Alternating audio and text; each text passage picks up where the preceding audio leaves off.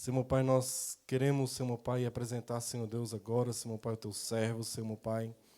Deus querido, Senhor Deus, cremos, Senhor Deus, que a mensagem já foi dada para o teu servo, Senhor meu Pai. Ó Pai querido, Senhor Deus, que nessa noite, Senhor meu Pai, ele possa transmitir somente aquilo, Senhor Deus, que o Senhor quer falar conosco, Senhor meu Pai. Ó Pai querido, Senhor meu Pai, não importa, Senhor meu Pai, a mensagem que for, Senhor meu Pai, nós cremos, Senhor Deus, que ela está vindo de Ti. Nós oramos, Senhor Deus, por essa noite. Senhor Deus, abre os nossos olhos, Senhor meu Pai, nossos ouvidos, Senhor meu Pai, que a mensagem, Senhor Deus, possa entrar, Senhor meu Pai, em nossos corações. Nós te louvamos e te agradecemos. Amém, Jesus. Amém. Pode sentar, irmãos.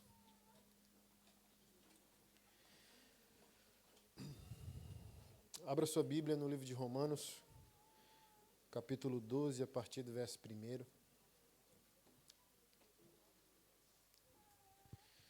Romanos, capítulo 12, verso 1.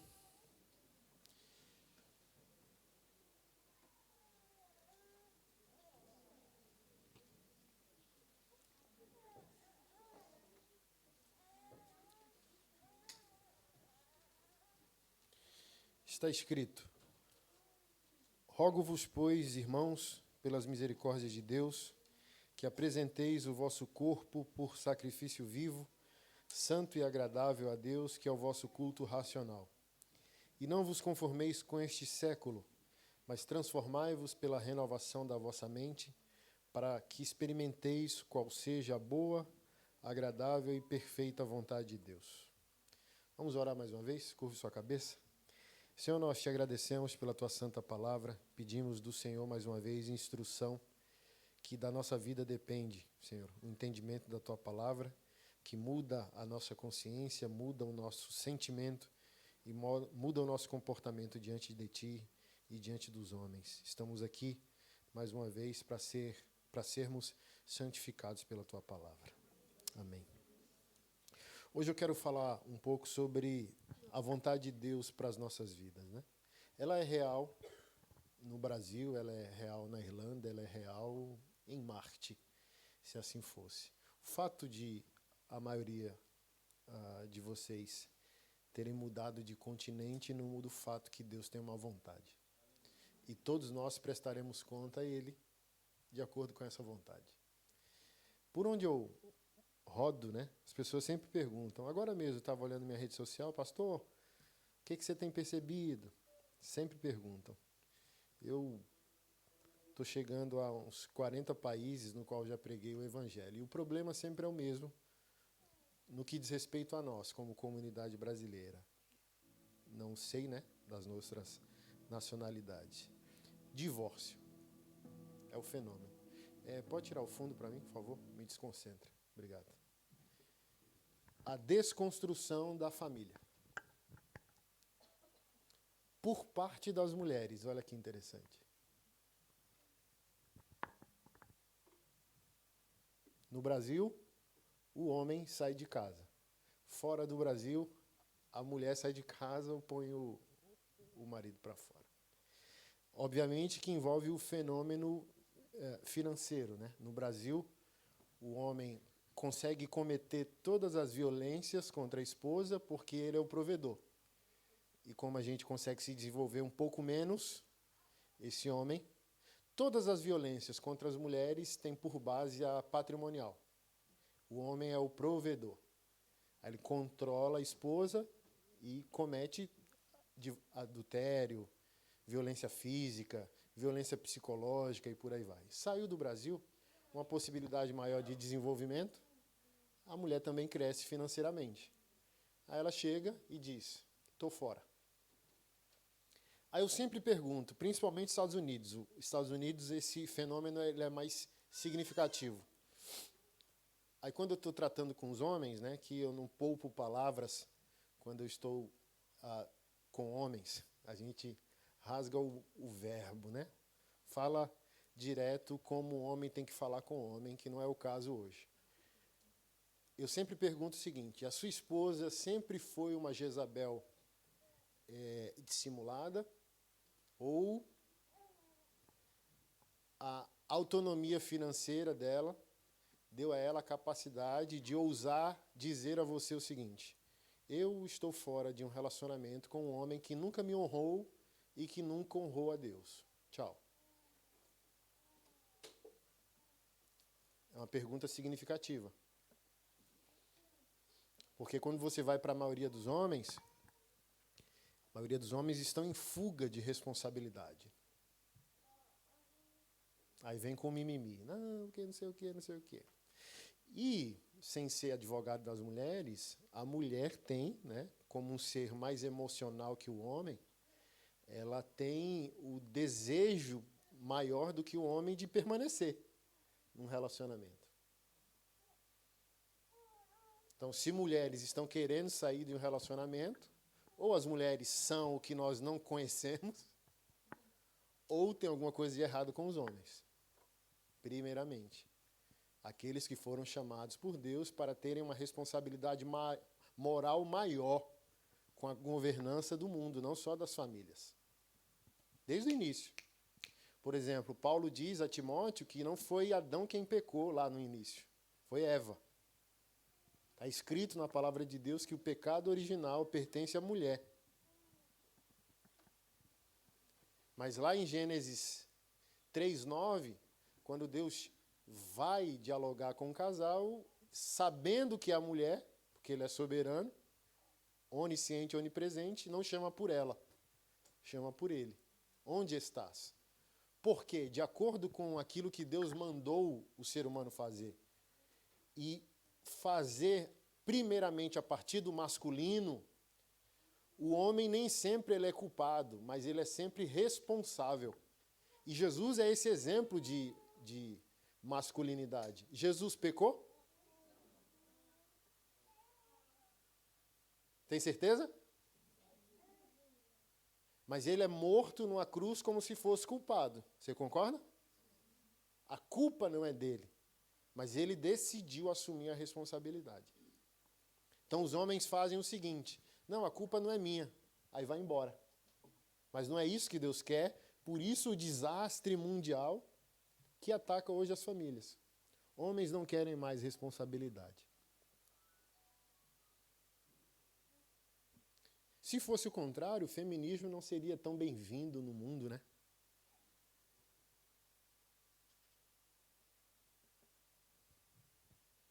Porque os homens não estão na posição que deveriam estar. Mas o meu assunto aqui não é masculinidade nem feminilidade, é o propósito de Deus. E eu estou dando essa base familiar como problema para dizer que nós, às vezes, buscando sonhos ou fugindo de problemas, a gente esquece o plano que Deus tem.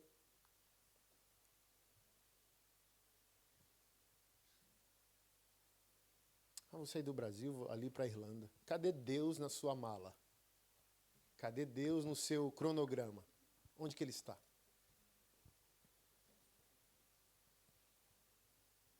Porque a única coisa capaz de devolver sobriedade, restauração, bom senso, realinhamento, verdadeira prosperidade é conseguir responder: onde que Deus está no teu planejamento?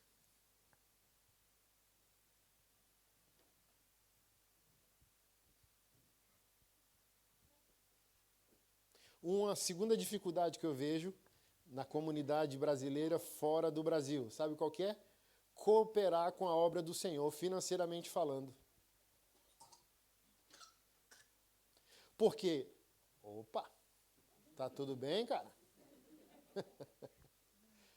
Se eu sair do Brasil para viver o meu sonho e esqueci de colocar Deus no meu plano, sustentar o plano dele não está nos meus planos.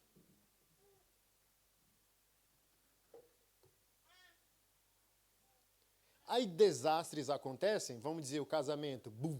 Qual a possibilidade de Deus ir lá e evitar esse desastre familiar? Remendar esses cacos? Nenhum, porque você já expulsou Deus da sua agenda. Aí vem Nietzsche dizendo que Deus está morto, aí você fica ofendidinho como um cristão Nutella. Mas ele está dizendo justamente sobre isso. Deus está morto na humanidade. E onde não há Deus, há destruição, feiura, morte. Então, se Deus não faz parte dos teus planos, o que tu fez com Deus? Matou Deus. Aí as pessoas vão olhar para a sua vida e vai ver um Deus morto. Um Deus vivo só no seu domingo, só no seu culto, e um Deus morto no seu estilo de vida.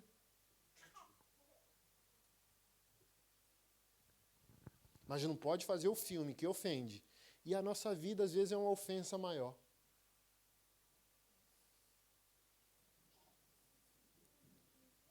Tem uma água, tem? Se estiver gelado, eu agradeço. Deus tem um plano. E se nós estamos aqui, nesse exato momento, na Irlanda, o fato da gente não estar geograficamente no Brasil mostra que esse Deus soberano autorizou. Olha só, gente, não acontece nada que Deus não permita. Nada, absolutamente nada. Tudo está debaixo da autorização de Deus. Tudo, absolutamente. Os evangelhos dizem assim, ó, pequeno rebanho, não tema, os fios de vossos cabelos estão contados. Tem noção de um negócio desse? Tem noção quão emocionante é as pessoas dizem, ó, ser crente é careta. Que nada. A gente está servindo um Deus que diz que cada fio da sua cabeça estão contados. Aí bota aí quase 8 bilhões de pessoas no planeta Terra. Quantos fios? Os fios de cada cabeça estão contados. Esse Deus perdeu o controle? Mas a conversa aqui hoje não é sobre ele, sobre o que ele quer, sobre o que ele pode. É, acorda tu que dormes. Nós somos o que amamos. Nós frutificamos o que amamos. O que você ama? O que você está fazendo aqui na Irlanda? Sobre a glória do teu Deus ter atravessado o oceano, diz respeito ao quê sobre ele?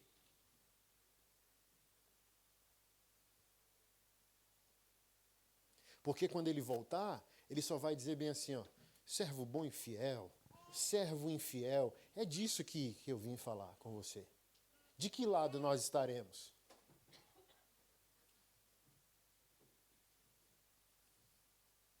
Ouvindo o que da parte dele?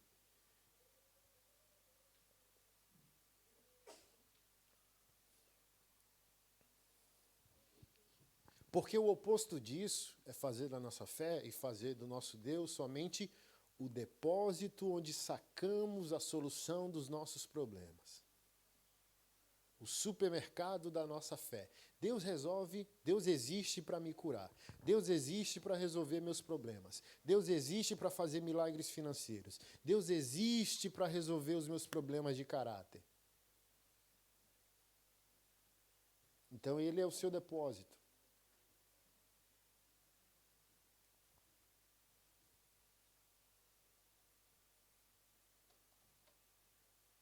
E, obviamente, né, que quando a gente se torna estrangeiro, a pressão psicológica ela deve triplicar, né, principalmente no início. A única coisa que vai deixar você são é eu estou vivendo o plano do meu Deus. E está, porque eu disse, se o cabelo está contado, se você atravessou o oceano, ele deixou. A pergunta é, que dia você vai decidir ter uma conversa com ele para ajustar a agenda dele com a sua? O plano dele com os seus planos. Que dia é esse? Ei, senta aqui. Venha conversar comigo. Apresente-me suas razões. Está escrito lá no profeta Isaías. Apresenta-me as tuas razões. Deus gosta, Deus é pai. Lembra não de Abraão? Senhor, se houver 40, se houver 30. Ele é Deus, mas ele decidiu ser o nosso pai. Ele quer o quê? Hablar contigo. Não, mas eu vim aqui para o meu sonho. Ele vai te devorar. Sonho sem propósito vira demônio.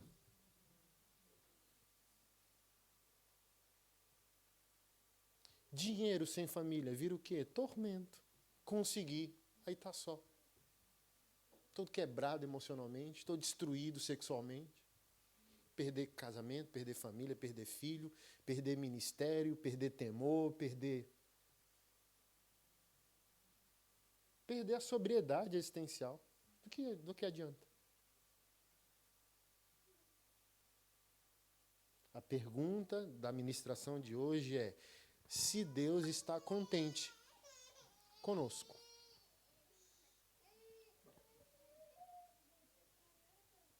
Porque esse plano existe. O plano coletivo, nós sabemos, que é o ID.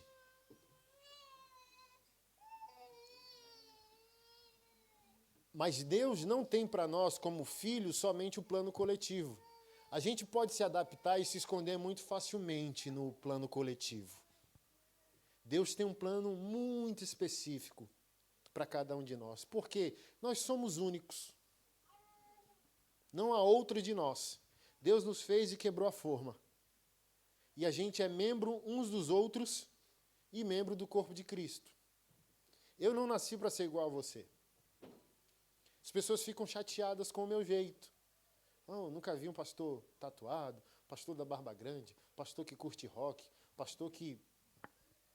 Eu não sou você.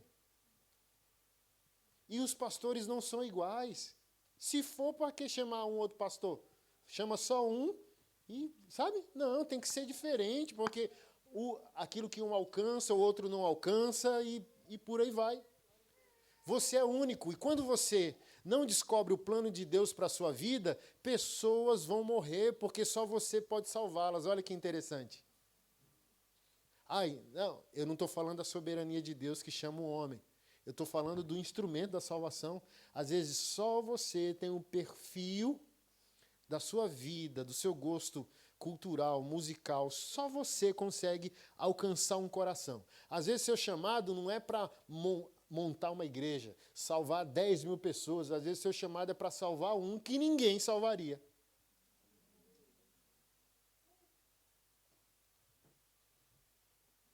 Então, é específico. Tem o macro, o ID, mas tem o micro que a gente leu aqui, ó, pela renovação da vossa mente. Ou seja, a palavra, a comunhão com Deus, o saber o que Deus deseja, vai renovar a sua mente para que você experimente a vontade de Deus, que é agradável, perfeita e boa, específica, cheio de problema. Mas a gente se reinventa, sim ou não? Quem aqui tem consciência que vive o chamado, problemas não faltam. Mas renovo também não falta.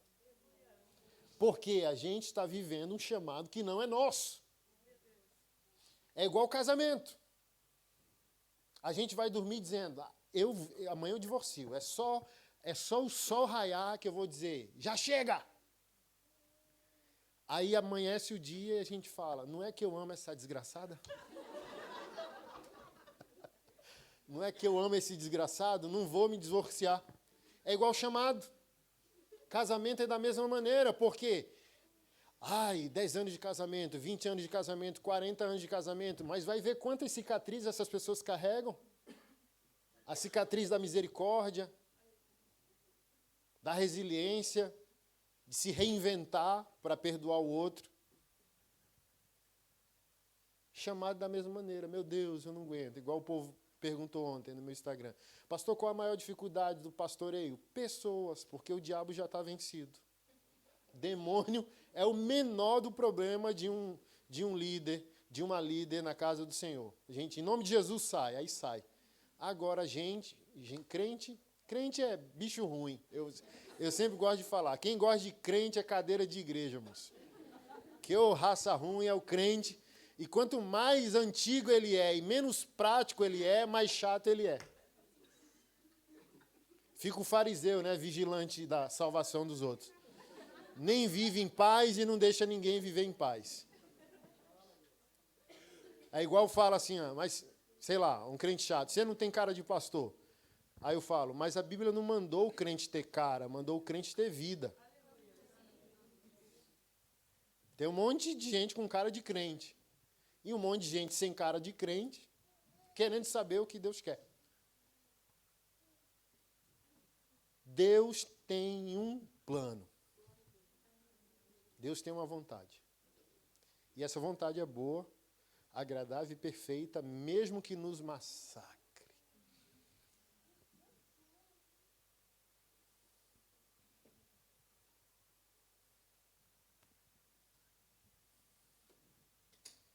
Você está aqui? Eu quero ler um segundo texto que está em Tiago, capítulo 4, se você puder abrir.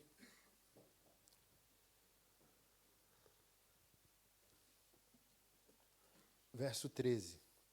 Tiago 4, 13.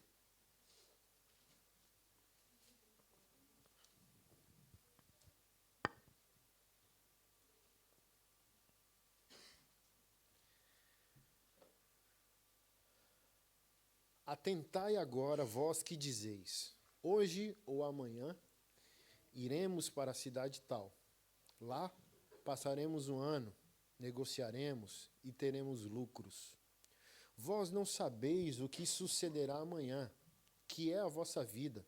Sois apenas como neblina, que parece por um instante e logo se dissipa. Em vez disso, devieis dizer, se o Senhor quiser, não só viveremos, como também faremos isto ou aquilo. Agora, entretanto, vos jactais das vossas arrogantes pretensões. Toda jactância semelhante a essa é maligna. Portanto, aquele que sabe que deve fazer o bem e não faz, está cometendo pecado. Se o Senhor quiser.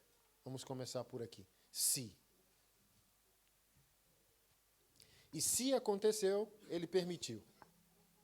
Se é vontade perfeita ou uma tolerância, foi. O que a gente tem que descobrir? Como eu posso me calibrar? Como eu posso realinhar, me conectar à vontade de Deus? Igual um rapaz me perguntando hoje, pastor, como viver um verdadeiro arrependimento diante de Deus? Só o desejo dele pelo arrependimento já é o verdadeiro arrependimento. Ele está interessado em saber como se arrepender diante de Deus. Então, quem está alheio a isso já está morto.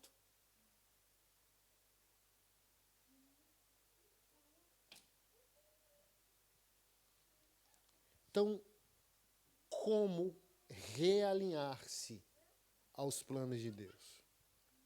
Porque planos individuais todos nós temos, e a Bíblia já nos alerta. Olha, mudaremos de cidade, faremos isso ou aquilo, negociaremos, teremos lucros. Aí o homem de Deus diz o quê? Se Deus quiser. Porque assim, ó, vocês são como palha, que o vento sopra. Hoje vocês estão aqui, amanhã não. O que é esse estou em busca dos meus sonhos? O que é os seus planos? Você não é soberano, você não tem autonomia, controle nenhum sobre sua vida. Hoje você está vivo, amanhã você nem sabe mais se está aqui. E como eu sempre digo, depois da morte ninguém mente. Depois da morte só o encontro absoluto com a verdade. Então, o que nos espera depois daqui? Porque Paulo já disse aos Coríntios, né, na primeira carta, se a nossa esperança em Cristo se estabelece apenas no fato que esperamos Ele apenas para essa vida, prosperidade, isso e aquilo, coisas materiais, ele diz, somos os mais dignos de dó de todos os homens. Porque a promessa da verdadeira vida não é apenas aquilo que nós iremos usufruir aqui. Eu sempre digo, minha esposa não gosta muito que eu fale isso, porque ela pensa que é um déjà vu da eternidade, sabe? Um crente precisa estar pronto para morrer. Para com isso, menino. Deus falou alguma coisa contigo, foi? Não, falou nada não, menina. Um crente precisa estar pronto para morrer. Todo mundo está em busca de como viver. Todo mundo está em busca da prosperidade. E da morte? Quem está em busca aqui? Da morte verdadeira. E não sou eu, não estou sendo polêmico. É Paulo que diz, viver é Cristo. Morrer é lucro. Se eu vivo o propósito. Se eu morro, eu sou inaugurado na minha verdadeira vida. Ou seja, um crente tem que buscar uma vida tão significativa que ele está pronto para a morte. Maranata, aleluia, eu estou esperando esse dia. Mas o crente hoje não. Maranata, pera aí, calma, me dá mais umas 4 horas. Me dá mais uns 3 dias para eu tentar resolver. Resolver o quê? Irmão, se para Paulo Jesus estava voltando há 2000 anos, está mais perto do que a gente imagina. Se ele diz, Jesus está voltando, se preparem, 2000 anos. É melhor estar pronto.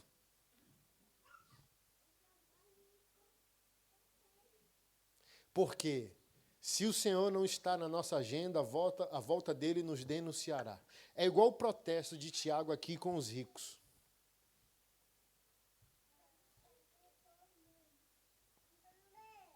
Acho que está na sequência aqui, ó. Espera aí.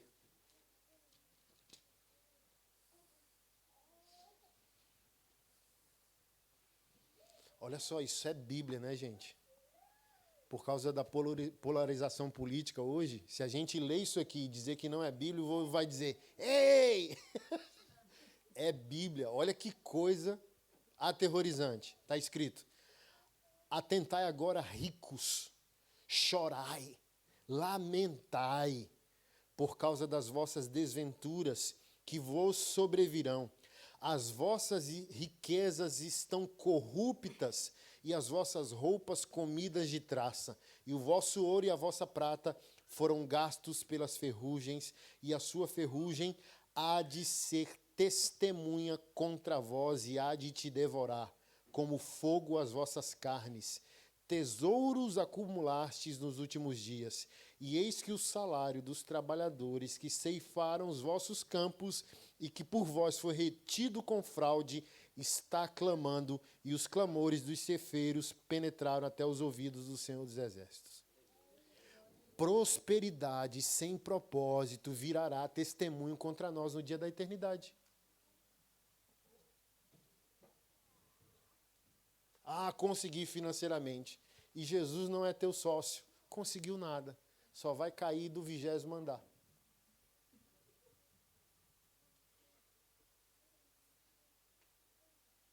E o chamado dele para o nosso arrependimento é no térreo tomar um café com a gente. Mas a gente é desobediente.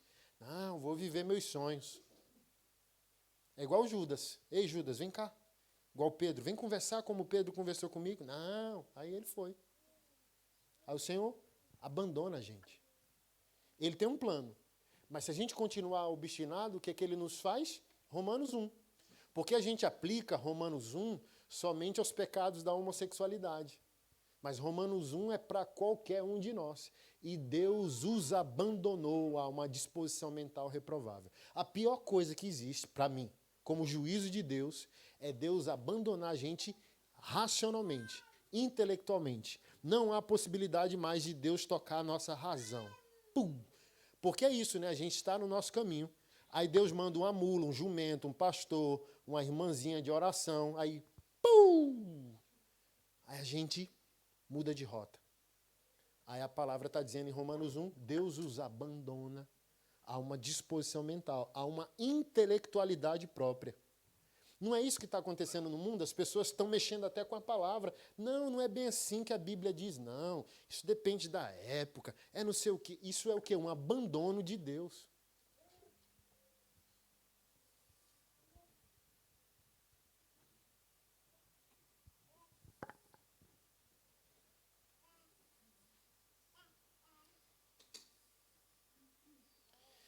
Vos jactais das vossas arrogantes pretensões. Quais são as nossas pretensões? Por que nós queremos o que queremos? Por que nós estamos fazendo o que nós estamos fazendo? Qual o objetivo maior? Qual o objetivo final? Onde você estará daqui a 10 anos? Fazendo o quê? Para a glória de quem? Você precisa responder essas perguntas, irmão. Se você é um crente.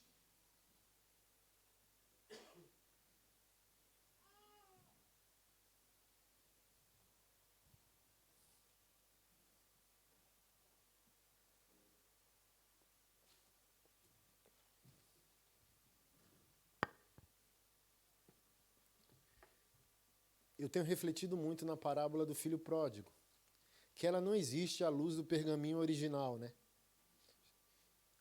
Sempre busco dar esse feedback. Os pergaminhos originais não têm capítulo, nem versículo, nem título. Isso é um privilégio ou não que os tradutores bíblicos colocam, né? Mas o alvo da parábola do filho pródigo não é falar sobre o filho pródigo, é falar sobre o pai. E a maldade do irmão mais velho que não consegue participar do coração generoso que o pai tem. Então a parábola do filho pródigo mostra o verdadeiro propósito de Deus e como ele é único. Um filho deseja a herança do pai vivo, vai gastar, o outro fica não peca, não tem tatuagem, não assiste novela, não fuma, não bebe, não assiste Big Brother, dizimista fiel, não falta um culto, porém está mais perdido que aquele que foi.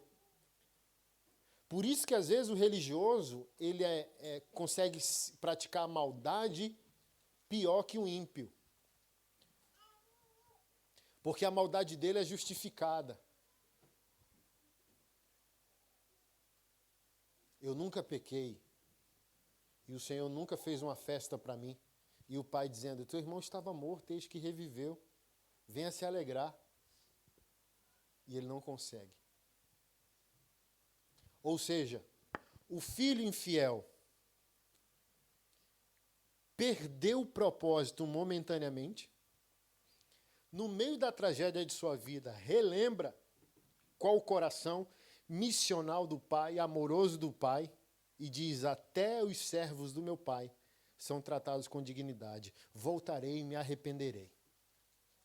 E aquele filho que nunca pecou perdeu tudo, porque ele perdeu esse entendimento, ele perdeu esse coração, ele perdeu esse objetivo maior. Por que eu tenho que ser santo? Não é para merecer uma festa, é porque o meu pai é digno. Por que eu tenho que desistir das coisas do mundo? Não é sobre mim. É sobre o propósito que o meu pai tem, que é perdoar até mesmo aqueles que não merecem esse perdão.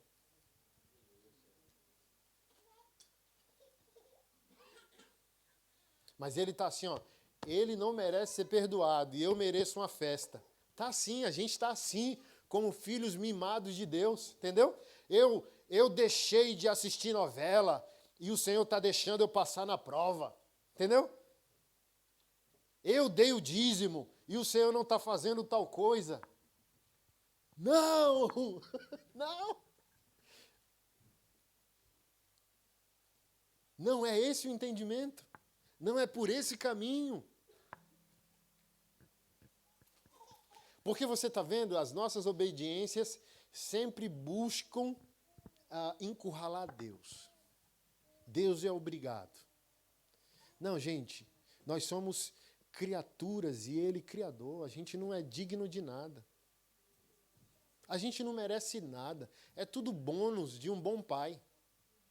Eu sempre dou o exemplo de que achar que pode ser fiel a Deus, que pode ter ministério, que pode não faltar um culto, que eu dei o dízimo. Gente, é presentear o pai no dia dos pais com o dinheiro do pai.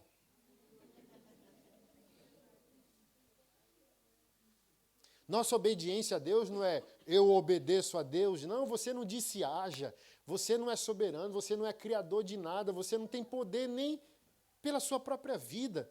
Está aí um vírus, uma pandemia que tirou o controle soberano da arrogância de todos os seres humanos. E a gente põe máscara, tira a máscara com medo, um monte de crente com medo. E quando põe a máscara, não era preocupação com o próximo, era medo de morrer, porque sabe que não soube viver. E um crente que não sabe viver tem medo da morte.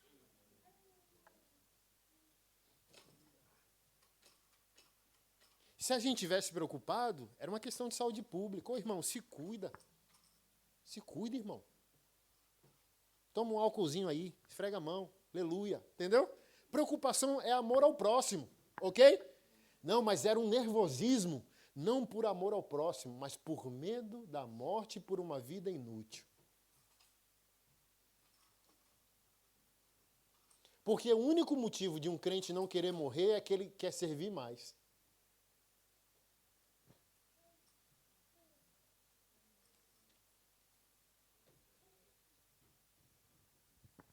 Paulo já deixou claro nas epístolas para nós, olha. Para mim é infinitamente melhor partir e estar com o Senhor. Mas por causa de vós, ficarei. Então a gente luta para estar vivo, para quê, irmão? Servir. Mas medo da morte? Por isso você vai para os apóstolos, eles pareciam alienígenas, estavam aqui, pareciam não ser daqui. O pau quebrando politicamente, a gente não vê os escritos dele firmando os nossos pés aqui. Não, a gente é de um outro lugar. De uma outra pátria. Não, não, não, não, não. Nosso rei não é daqui. E já vem desde Jesus. Olha, tu és rei? Tu diz que eu sou. E o teu reino é onde? Não é agora, não é aqui. Então, onde essa agenda está, irmãos? Na nossa agenda. Porque, assim, para mim, no Brasil, falando da nossa terra especificamente falando, as pessoas estão retirando de Jesus a devoção que é só digna a Ele e colocando esperanças em ideologias humanas, políticas. Então, quem pode salvar a gente moralmente? Aí vai atrás de um político. Quem pode salvar a gente socialmente? Vai atrás de um político. E a gente é o povo mais sofisticado do mundo se a gente crê verdadeiramente praticar o Evangelho. Porque a gente, ao mesmo tempo, é moral e é social. Mas como a gente abriu mão de ser quem Deus quer que a gente seja, até o nosso povo está abrindo mão da salvação somente no Senhor. Porque é mandamento absoluto, tanto em Israel como na igreja, cuidar do pobre, do órfão, da viúva e do estrangeiro. Tiago 1,27 diz que a verdadeira religião é cuidar do órfão e da viúva.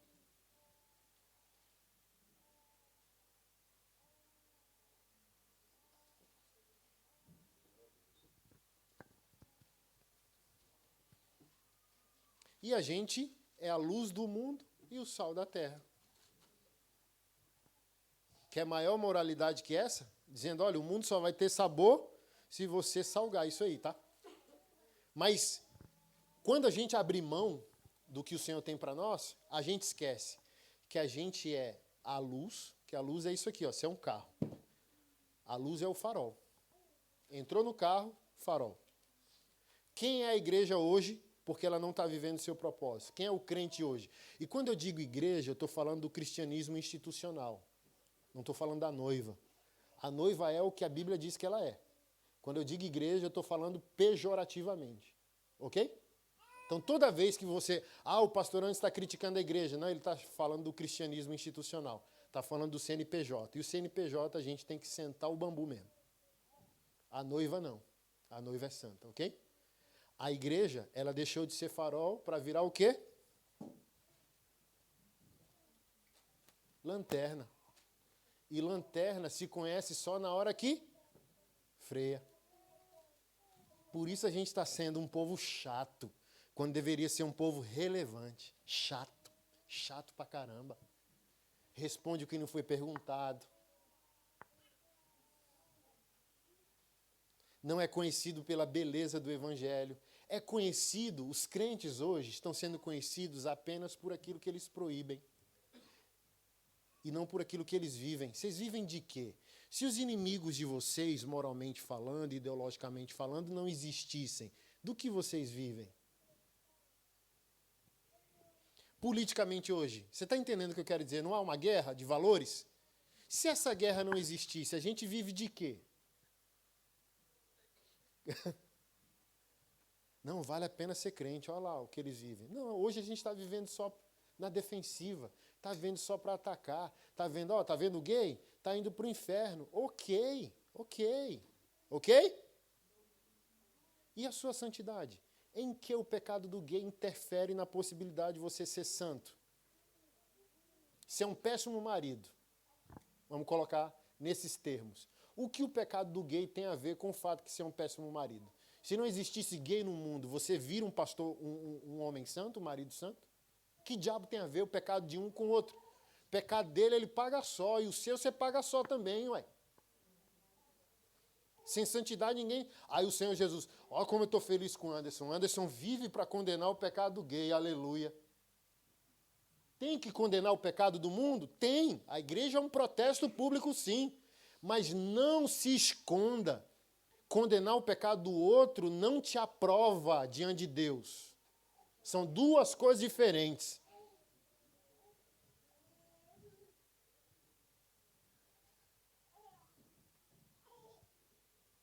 Aí tem a lista do que a gente não faz.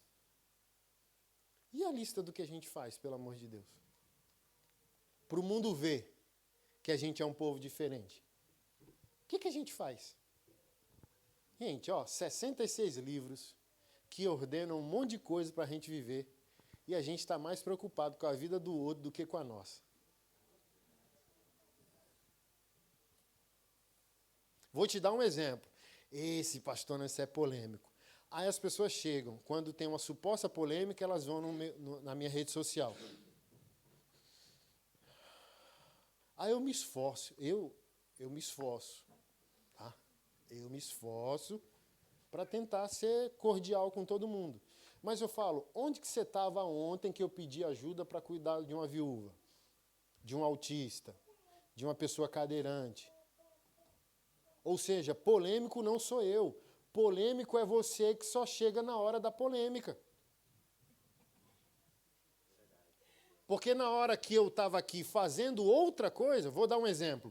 Essa semana estourou de novo.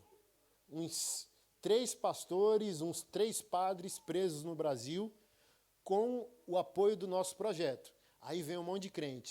Só mostra o lado ruim da igreja. Ué, eu estou com 30 projetos todo dia, expondo, pedindo ajuda. Tem aluguel que a gente paga, compra que a gente paga. 370 famílias autistas que eu ajudo. Cadê esse crente que diz que eu sou polêmico? Então, se ele chega só na hora da polêmica, quem é polêmico?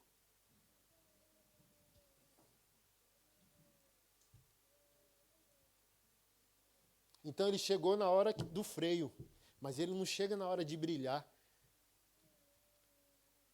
Evangelho de Mateus, capítulo 5, verso 13. Sal da terra, luz do mundo, e não se esconde uma luz depois que a acende, mas coloca na sala para iluminar a todos. Irmão, você é feito, parece teologia da prosperidade, mas não é não, tá? Você foi feito para brilhar, macho. Porque você crê. Você é um povo da dianteira, você é um povo que foi chamado por Deus para externar, tornar visível o reino de Deus entre os homens. Você não foi chamado para viver expondo o pecado do outro, você foi chamado para viver uma vida santa, uma vida separada, uma vida exclusiva. Você não foi chamado para dizer o que não é uma família, você foi chamado para expressar a santidade da sua família. De vez em quando, você condena o pecado do outro. 10%. Mas 90% você expõe a sua santidade. Você expõe o que o Senhor fez na sua vida. Por isso que eu não aceito essa alcunha de polêmico. Ué, eu estou liderando uma igreja de 30 projetos, cara, e você só chega na hora dos meus 10%, mas na hora dos 90% que eu estou fazendo o que é bom, onde que você está? Onde que está a sua ajuda? Onde que está a sua crítica? Porque eu sempre falo assim, opinião, não, é só uma crítica construtiva de quem não está construindo nada. Você está lá na arquibancada gritando pro guerreiro ou o atleta, não, chuta com a perna direita, não, desce tu para jogar para ver se é fácil. Ô guerreiro, não usa a espada não, usa um garfo, mete o dedo no olho do outro. É fácil dar uma opinião quando não está envolvido no problema. Eu sempre falo assim, pastor, você tem um projeto para ajudar a aprender pastor, falso pastor, porque quem devora ovelha é lobo, não é pastor. Pastor não tem ovelha nos dentes. Aí eu sempre falo, olha, para você é uma questão polêmica, porque você não é uma vítima nem um pai de uma vítima. Se você fosse uma vítima de um falso pastor ou padre, ou pai, eu seria um homem polêmico? Simples assim. Então, o melhor lugar para um abusador se arrepender, sabe onde é? Cadeia. Se a graça de Deus conceber, porque tem umas mães doidas e uns pais doidos que se pegar na hora, pode clamar o sangue de Jesus para não... Tem uma camiseta ali, tá, que eu fiz por causa disso. Cura para pedófilos. Jesus Cristo, pólvora ou cadeia. A ordem é ele que escolhe. Ou se arrepende e nasce de novo, ou vai para a cadeia, ou se for pego em flagrante, misericórdia. Então, olha só, as pessoas acham que um projeto meu como esse expõe a igreja. Pelo contrário, para mim, restaura a credibilidade. A sociedade já não quer nada com a igreja. Aí descobre que a igreja tem quartos secretos. Aí machuca ainda mais a sociedade. Agora, de onde eu estou fazendo? Um pastor que ajuda a prender falsos pastores? Hã? Olha, e ele curte rock, eu também. Assim, parece banal, mas eu vou dar um exemplo. Um dos meus diáconos morava num prédio do lado. Falou que essa igreja está fazendo um barulho desgraçado. Eu vou lá reclamar. Aí a esposa, não, vamos pesquisar aqui quem é. O pastor, barbudo igual tu. E motoqueiro igual você. Deixa eu ver. E ele é fã do Metallica. Não, não. É. Então vamos lá, domingo. Eu vou lá reclamar e vou ver de perto mesmo, se é isso. Aí foi lá, ficou, virou diácono. Então, eu estou falando sobre mim, para dizer o seguinte, o que eu disse antes. Cada um especificamente tem um chamado. Qual é o seu? Tem gente morrendo esperando você. A gente fica muito restrito ao chamado dentro da igreja, sim ou não? Mas, sei lá, você é cabeleireira. Você sabia que você é pastora dentro do seu ofício? Porque, vamos lá, irmão, você está ali no cabelo, ou você tem um salão. Quantas horas essa pessoa vai ficar na sua cadeira? Você pode salvar uma vida. Você pode evitar um suicídio. Você pode restaurar um casamento. Se é professora, quantas horas essa criança fica com você?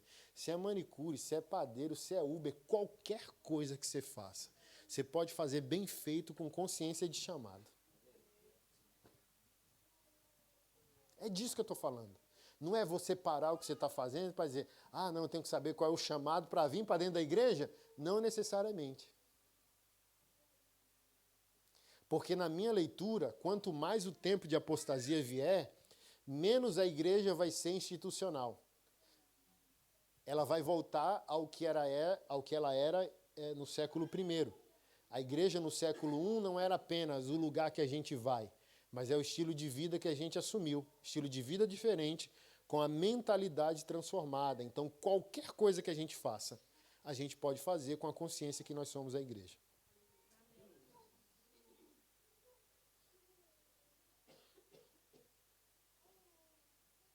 Vou te dar um exemplo. Ajudamos uma família carente, isso há 8 anos atrás, sem nenhuma pretensão. Fui lá, financei a cirurgia da moça, sobrou dinheiro, coloquei dentes na mãe, que não tinha a maioria dos dentes. Sobrou dinheiro, comprei o material escolar da mocinha, da cirurgia e do irmão. 5 anos atrás eu falei, nossa, esqueci, vou ligar. Quando eu liguei, a mãe agradeceu dizendo, porque a cirurgia era de inflamação das amígdalas, né? Então, a moça tinha o formato do rosto desfigurado, não respirava bem, dava dor de cabeça, não se concentrava, não rendia na escola. A mãe falou, muito obrigado. O senhor não falou que era pastor e nem obrigou a gente a ir para a igreja. Mas hoje, todos nós somos cristãos. O meu filho é goleiro, vai ser contratado como goleiro profissional por causa do senhor. E a minha filha hoje canta na igreja. Muito obrigado. É disso que eu estou falando, sabe? Você tem consciência do seu chamado. O que você fizer, você pode estar mudando o destino de alguém. Uma conversa, um bate-papo.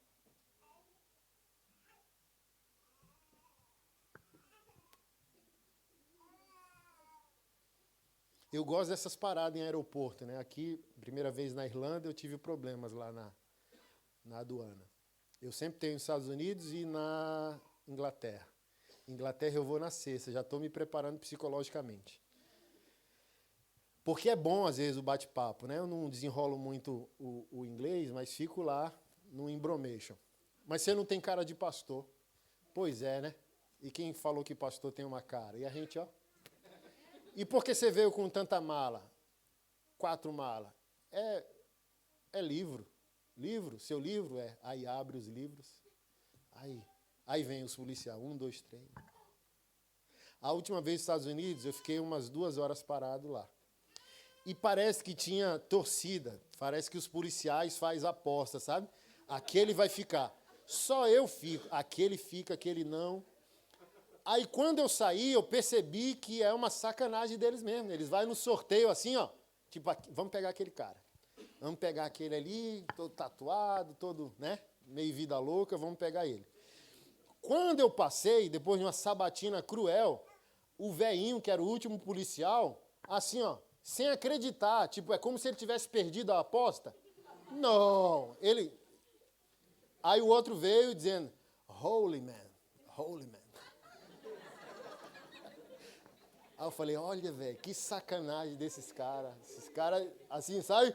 Acho que eles ficam sacaneando o estrangeiro e vai, pegamos mais um. Porque assim, olha, eles tentaram de tudo. Puxaram rede social, Instagram. Aí a última coisa foi os livros. Por que 5 malas? Para 2 semanas? Eu falei, livro, macho. É livro. Aí estava com uma bota da Harley, aí um era motociclista. Não, o nome dele era Harley. Ó, as coisas de Deus. Aí começa uma conexão. Às vezes você dá a sua rede social, às vezes dá um livro. Aí um problema vira um evangelismo. É disso que eu estou falando. Você não está aqui por acidente. Você está aqui porque Deus permitiu, porque Ele te tem um chamado. Não existe crente inútil. Você não nasceu de novo simplesmente para sentar num banco de igreja. Você é filho de Deus, você é filha de Deus e Ele te tem um chamado.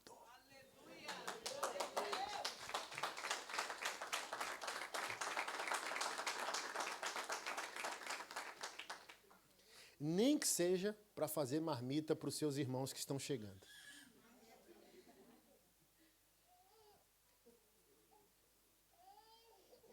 Sério, Paulo diz isso assim, ó. As viúvas, verdadeiramente viúvas, foi aquelas que receberam e lavaram os pés dos santos.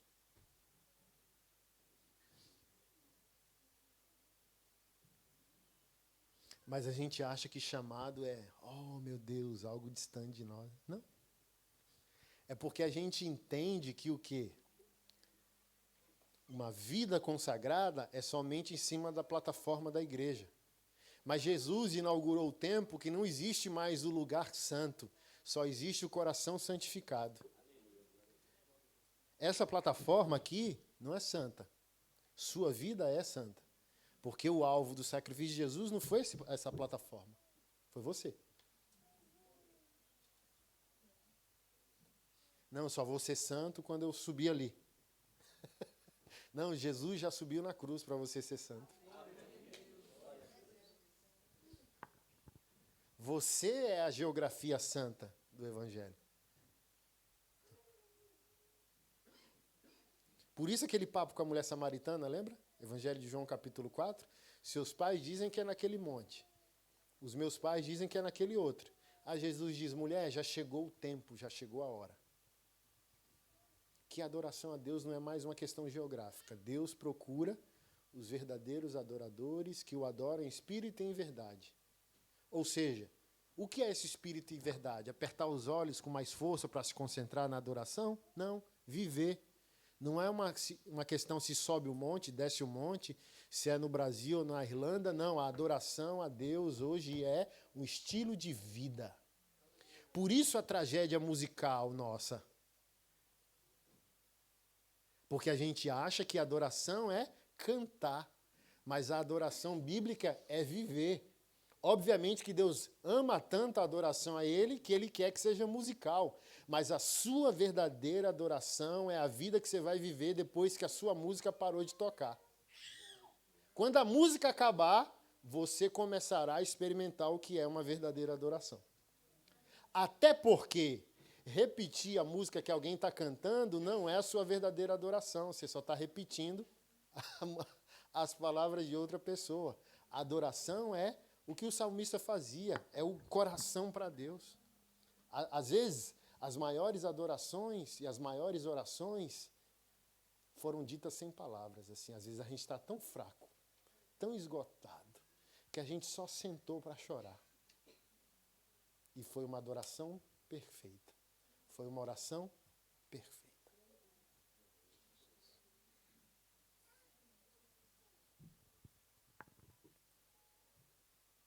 Você está aqui? Deus é bom. Fica de pé, vamos orar. Depois da oração, te peço só alguns minutinhos que a gente vai assistir um vídeo dos nossos projetos lá no Brasil, tá? Senhor, nós te agradecemos e te louvamos por essa noite. Eu sei que a tua palavra alcançou corações. E eu peço que o consolo do Espírito Santo venha sobre a vida do meu irmão, da minha irmã, trazendo fortaleza, trazendo provisão, trazendo certeza, trazendo convicção. Senhor, que essa palavra gere testemunhos, surpresas inesperadas, presentes inesperados, surjam do comprometimento dos meus irmãos com a tua palavra, Pai, em nome de Jesus. Surpreende-nos com a alegria do teu reino, surpreende-nos com a alegria da tua casa, Senhor. Queremos descansar em ti, queremos te ver, queremos aguardar o que vem somente da tua parte. Nós pedimos que todas as portas que não são tuas se fechem em nossas vidas. E que venha sobre nós as portas que o Senhor providenciou. Eu declaro milagres inesperados na vida dos meus irmãos. Em nome de Jesus, eu abençoo todos os lares aqui representados, todos os ministérios aqui representados, todos os relacionamentos aqui representados, e eu declaro a bênção do Senhor sobre os meus irmãos. Em nome de Jesus. Amém. Sente um pouquinho, em nome de Jesus Cristo.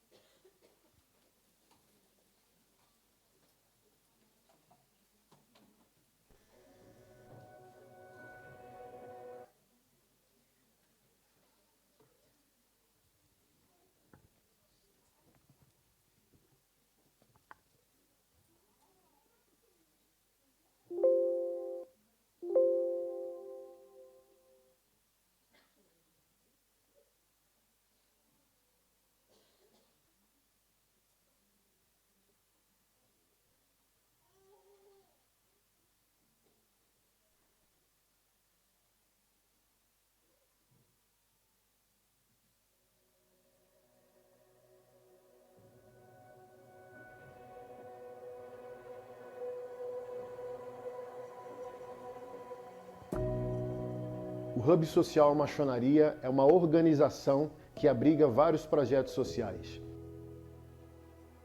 O nosso objetivo é enfrentar os problemas sociais de Samambaia e cidades próximas, a partir da compreensão de que todo problema social tem origem no homem, seja por sua ausência ou por sua presença disfuncional. O dependente químico, a prostituta, o traficante ou o morador de rua, todos esses males sociológicos tem como causa um homem que não desempenhou seu papel familiar, social, espiritual, econômico e pessoal. Após compreender o problema, apresentaremos algumas formas de atuação que desenvolvemos. Machonaria é um movimento que busca restaurar a masculinidade bíblica, entendendo que muitos dos problemas da sociedade são causados pela falha do homem em cumprir o seu papel original conforme o plano de Deus. Para isso, o Machonaria realiza encontros presenciais regulares, cursos e outras atividades que visam conscientizar e capacitar esses homens a serem melhores esposos, melhores pais, melhores cidadãos e assim por diante. Com certeza eu posso te falar que daqui eu levo a reafirmação de que eu sou o responsável. Se tem algo fora de como tinha que ser, é porque eu não estou onde eu tinha que estar. Então, recobrar sempre para mim que a responsabilidade é minha. Para resolver o problema que o homem causou, contamos com mais de 30 projetos sociais, dos quais vamos apresentar alguns para vocês. O autismo é um dos maiores desafios da atualidade. Diante disso, nasceu em dezembro de 2018 a Casa do Junjum, um projeto que oferece assistência e orientação para pessoas com esse transtorno. Segundo o CDC, uma agência do Departamento de Saúde e Serviços Humanos dos Estados Unidos, Uma em cada 36 crianças de 8 anos foram identificadas com TEA nos Estados Unidos no ano de 2020. O transtorno do espectro autista, TEA, é considerado comportamental e afeta parte do desenvolvimento psicomotor e social. Os sinais do autismo podem ser observados desde o início da infância e muito desenvolvem dificuldade na coordenação motora, comunicação, interação social e até mesmo no seio familiar. Diante dos desafios que a comunidade autista enfrenta, a Casa do John John oferece assistência nas áreas de alimentação, direito, nutrição, psicologia, neuropsicopedagogia, psicopedagogia, terapia ocupacional, fonoaudiologia, psiquiatria, biomedicina e massoterapia.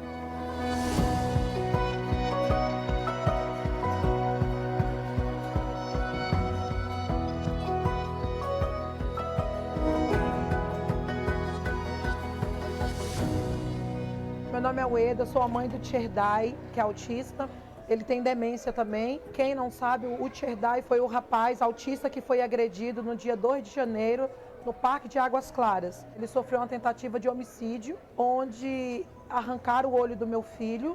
E eu agradeço muito, muito, muito, muito o pastor Anderson Silva, assim, porque a minha vida já era complicada e difícil, porque eu sou mãe e pai sozinha, tenho 4 filhos. 2 dos meus filhos são autistas, né?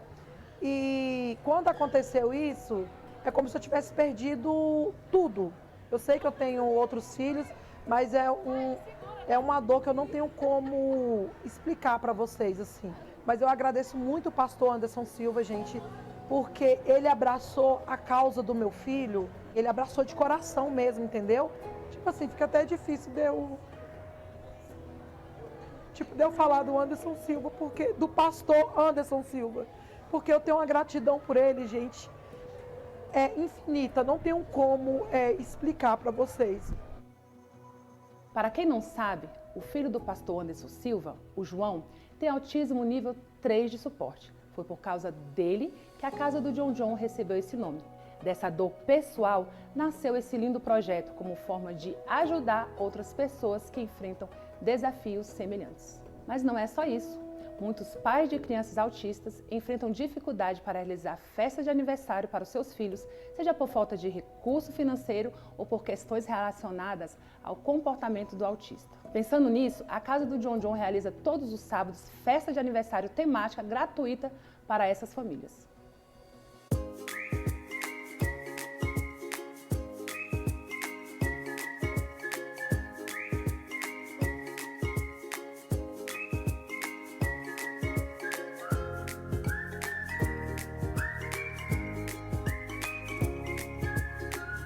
Eu sou Nicole, eu sou autista.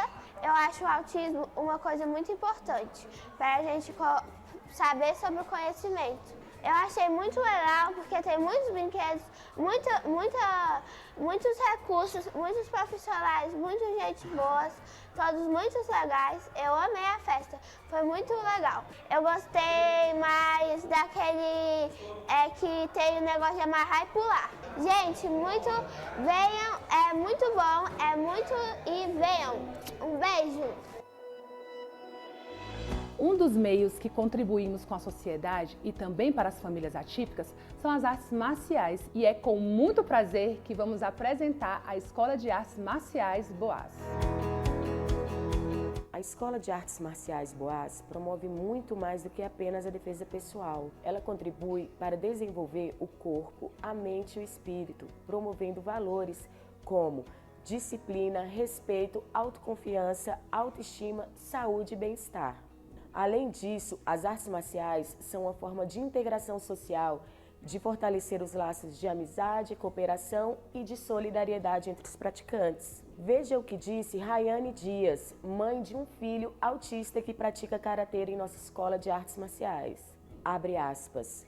O karatê tem sido fundamental para o desenvolvimento psicológico, cognitivo e social do meu filho. Vê-lo na área de competição, em um ginásio cheio de pessoas e com muito barulho, ambiente propício para desencadear uma crise, foi uma vitória. Ele superou suas emoções e alcançou seu objetivo. Foi, sem dúvida, um dos momentos mais gratificantes e emocionantes que vivemos. indescritível. Vale destacar que em 4 meses o DF registrou mais de 800 ocorrências de violência em escolas públicas. Entre estes casos, há relatos de agressão física envolvendo alunos e professores. E isso só no Distrito Federal. Imagine como é a situação em outros estados do Brasil. Esses dados nos alarmam e confirmam a necessidade de uma intervenção. E um dos meios que encontramos para isso foi a nossa escola. Sendo assim, diante desses dados, oferecemos algumas modalidades, entre elas Muay Thai, Jiu-Jitsu, Boxe, Karatê, Taekwondo e Capoeira. Aproveitando que o assunto é sociedade e segurança, vamos apresentar o projeto Rapaz Comum. A segurança pública e a criminalidade crescente são as maiores preocupações dos brasileiros. O Estado não tem sido eficiente na recuperação e na reintegração social dos que estão ou já estiveram no sistema penitenciário. A falta de oportunidade de emprego, seja por preconceito ou por falta de qualificação profissional, é a principal queixa dos que cumpriram suas penas. Embora isso não seja uma justificativa, muitos retornam ao crime por causa desse cenário desfavorável. O projeto Rapaz Comum atua nesse cenário em parceria com a Secretaria de Justiça, Direitos Humanos e Cidadania do DF, oferecendo cursos profissionalizantes para adolescentes, jovens e adultos que estão ou já estiveram no sistema penitenciário, socioeducativo ou em situação de vulnerabilidade. Uma das formas que atuamos para ajudar esses jovens é o curso de barbearia. 3 dias na semana, eles são acompanhados pelo projeto Rapaz Comum e recebem treinamento nessa profissão, fazendo com que eles enxerguem nessa profissão uma saída para não voltarem para o mundo do crime. Esses são apenas alguns dos muitos projetos que realizamos aqui no Distrito Federal. Agora que você já sabe o problema que enfrentamos e como estamos trabalhando para melhorar a vida da nossa sociedade, queremos convidar você a fazer parte dessa missão, se tornando essencial para que os projetos continuem. Contamos com a equipe de funcionários e voluntários que fazem tudo isso acontecer. E para isso, precisamos de você. Eu termino com uma história que um grande homem de Deus contou sobre o poder do Evangelho. Quando nós compartilhamos o Evangelho, seja como for, nós não sabemos o impacto que a palavra de Deus vai ter naquela pessoa e em todas que ela vai alcançar. Um dia, alguém falou de Cristo para Billy Graham, e esse alguém tem uma grande recompensa, pois por meio da vida dele e de sua coragem em anunciar as boas novas para Billy Graham, muitas vidas foram salvas. Por que eu digo isso? Porque eu acredito que a sua contribuição, por menor que seja, pode ser o começo de uma cadeia espiritual que pode alcançar um novo Billy Graham e ter um efeito enorme na sociedade. Eu não estou garantindo nada nesse sentido, até porque eu não posso prever o futuro. Mas pense nisso. A sua doação para o Hub Social Maçonaria pode estar mudando de forma direta a realidade de dezenas, centenas, milhares ou até milhões de pessoas, principalmente crianças em estado de vulnerabilidade. Só no céu nós vamos saber disso e saber os efeitos e a recompensa de cada um de nós. Temos algumas formas de você se tornar um doador ou um mantenedor dos projetos que realizamos aqui. A primeira delas é a conta aqui no Brasil, o Pix é o CNPJ da nossa instituição, ou no site maçonaria.com/social, você pode se tornar um doador recorrente por meio de boleto bancário, Pix ou cartão de crédito. Mesmo que você esteja em outro país, vamos supor algum país da Europa, Estados Unidos, você pode preencher todas as informações com o seu cartão de outro país e quando for pedido no cadastro um endereço, você colocar um endereço seu ou de um parente no Brasil, a plataforma vai aceitar essa doação mensal recorrente. Vamos dar um exemplo. Está nos Estados Unidos, $10, preencheu, todo mês $10 no seu cartão de crédito vai ser debitado e transferido. Doe para os projetos sociais do Hub Social Maçonaria e faça parte disso. Se você acha que acabou por aí, está enganado. Quando a gente entra no campo missional, obviamente que lidar com um problema gera vários outros caminhos e possibilidades. O Maçonaria, no seu primeiro evento, comprou um terreno de 40 mil metros quadrados. E o nosso sonho ali é construir o Nayote, que é um refúgio, um abrigo para pastores em estado de depressão. Há um grande índice de adoecimento dos verdadeiros pastores e nós queremos cuidar deles. Um refúgio para mulheres e crianças vítimas de violência doméstica ou sexual.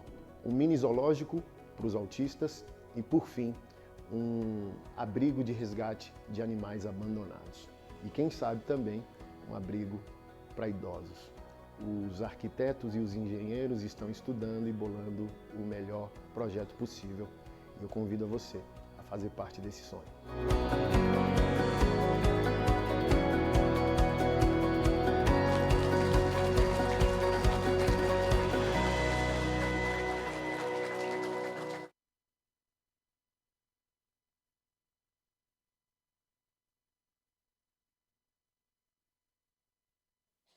Alô? Aí. Lá na mesa, ali na salinha, tem alguns dos meus livros, algumas camisetas também. Só adquirir o material já vai estar ajudando os projetos. Se você quiser deixar uma oferta, uma doação lá também, com o voluntário que estiver vendendo, que Deus possa recompensar grandemente sua vida, tá? Obrigado, Deus abençoe.